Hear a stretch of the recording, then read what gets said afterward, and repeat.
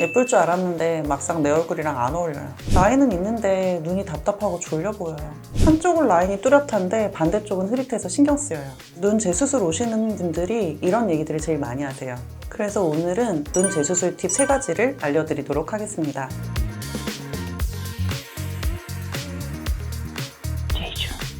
눈 재수술하러 오시는 분들이 이유가 어떤 것들이 있나요? 여러 가지가 있을 수가 있는데요. 오늘 크게 3가지로 얘기를 해볼까 합니다.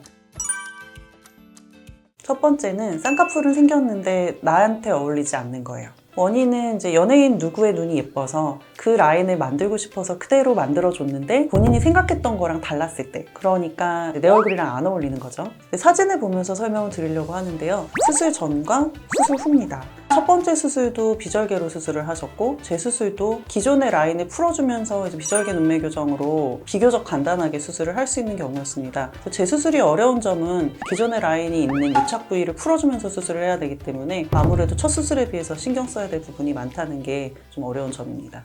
재수술 전에는 쌍꺼풀의 비대칭 문제는 아니었고요. 쌍꺼풀 라인이 앞쪽이 좀 안쪽으로 말려 들어가서 시작하는 라인이었거든요. 그래서 좀 답답해 보인다, 내 마음에 안 든다라고 생각을 하셔서 재수술을 이제 계획을 하게 됐고, 아웃폴드 라인으로 좀 시원하게 라인을 잡아줬고, 눈이 훨씬 더 뚜렷하고 선명해 보이고 확장감이 있고, 그래서 훨씬 더 마음에 들어 하셨던 그런 케이스입니다. 그리고 이제 수술 전에 고려해야 될 점이, 수술 전에 어떤 눈이 딱 예쁘다고 꽂혀 계시면은 그 눈의 모양으로 만들어 달라고 하는 경우가 굉장히 많거든요. 예쁜 눈을 그대로 내 눈에 만들어서 어울리게 되는 건 아니고요. 나의 얼굴형이나 이제 뼈의 구조, 눈의 위치나 눈의 이제 돌출도, 그런 여러 가지 다양하게 작용하는 요인들이 있거든요. 딱 그 라인만 잡아서 확인을 하는 것보다 여러 가지 높이, 여러 가지 모양으로 라인을 잡아봤을 때 훨씬 더 잘 어울리고 마음에 드는 라인이 있을 수가 있어요. 그래서 좀 열린 마음으로 상담을 받아보시는 것도 도움이 되실 겁니다. 두 번째는 쌍꺼풀 라인은 있는데 눈이 무겁고 졸려 보이는 경우입니다.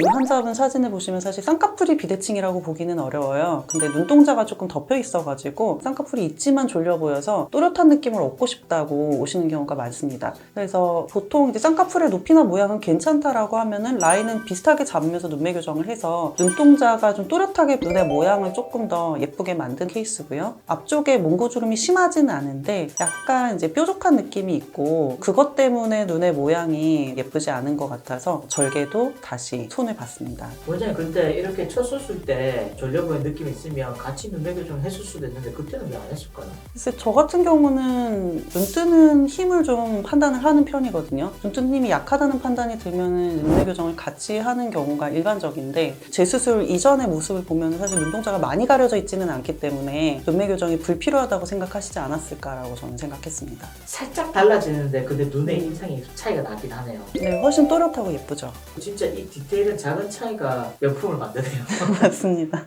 세 번째는 양쪽 쌍꺼풀이 차이가 날 때 비대칭 때문에 재수술을 하는 경우라고 생각을 하시면 되겠는데요. 보통 이제 이런 식으로 차이가 나는 경우는 양쪽 눈의 돌출도의 차이가 나는 경우가 상당히 많고요. 하안검이라고 하죠. 눈동자의 아래쪽 부분을 덮고 있는 피부의 위치가 양쪽이 다른 경우가 상당히 많아요. 그래서 애초에 그 눈의 위치 자체를 바꿀 수는 없기 때문에 우리가 바꿀 수 있는 거는 이제 쌍꺼풀 라인 쪽, 그리고 눈동자가 노출되는 정도다라고 먼저 설명을 저는 드리고, 재수술 전에 이제 사진상 왼쪽, 오른쪽에 쌍꺼풀이 좀 많이 덮여 보이고 눌려 보입니다. 그래서 눈의 돌출도가 다른데 양쪽의 쌍꺼풀을 똑같이 잡았을 경우에 함몰된 눈 쪽이 쌍꺼풀이 묻혀버리는 경우가 많아요. 제가 봤을 때는 이 경우도 좀 그런 경우지 않을까 생각이 드는데요. 사실 눈동자의 노출 정도는 크게 차이가 나지 않는데 쌍꺼풀이 한쪽이 이제 많이 덮여가지고 재수술을 하게 된 경우고, 보통 이제 함몰된 눈 쪽은 쌍꺼풀을 조금 더 높여서 잡는다든지 눈의 구조에 따라서 디자인에 조금 차등화를 둬서 하면은 조금 더 성공할 확률이 높다고 생각합니다.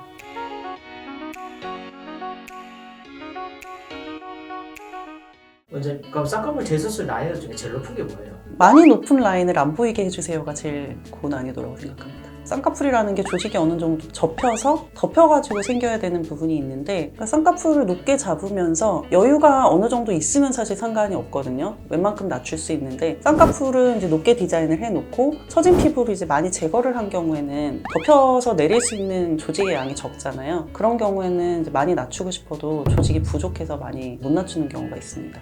그러면 제일 쉬운 건 뭐예요? 비절개로 풀린 쌍꺼풀의 재수술이 제일 쉽겠네요. 제일 첫 번째 케이스네요. 네, 비절개 방법은 애초에 조직을 많이 손대지 않고 하는 방법이니까 조직의 변형도 좀 적게 와 있고 그러다 보니까 이제 난이도 자체가 높지 않을 것 같습니다. 비절개로 하면 쌍꺼풀이 잘 풀린다고 하는데 사실인가요?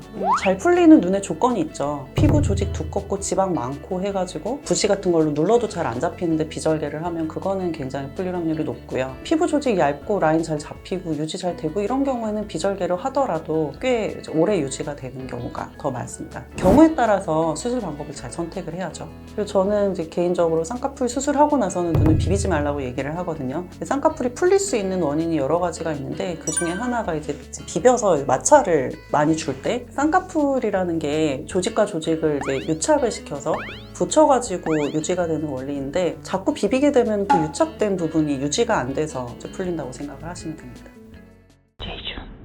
정리를 해볼게요. 재수술을 성공하기 위해서는 첫 수술 때보다도 조금 더 디테일하게 이제 눈의 구조나 재수술을 하게 된 원인이나 이런 거에 대해서 정확하게 판단을 하고 진행을 하는 게 좋습니다. 디자인 자체가 아니라 그 쌍꺼풀의 디자인이 내 얼굴에 어울리는지, 쌍꺼풀 라인이 보이는 것도 중요하지만 눈 뜨는 기능이랑 같이 어우러지는지, 양쪽 눈이 아예 똑같이 이런 느낌보다는 조화로운지를 좀 중점을 두고 재수술을 계획을 하면 좋을 것 같습니다.